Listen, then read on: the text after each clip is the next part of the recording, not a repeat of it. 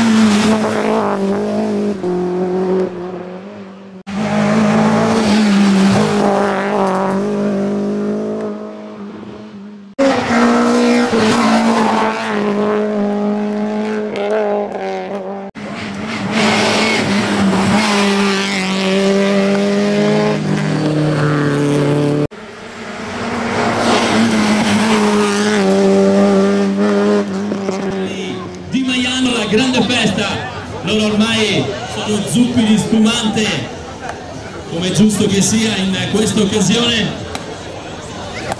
ed ora tocca a loro festeggiare.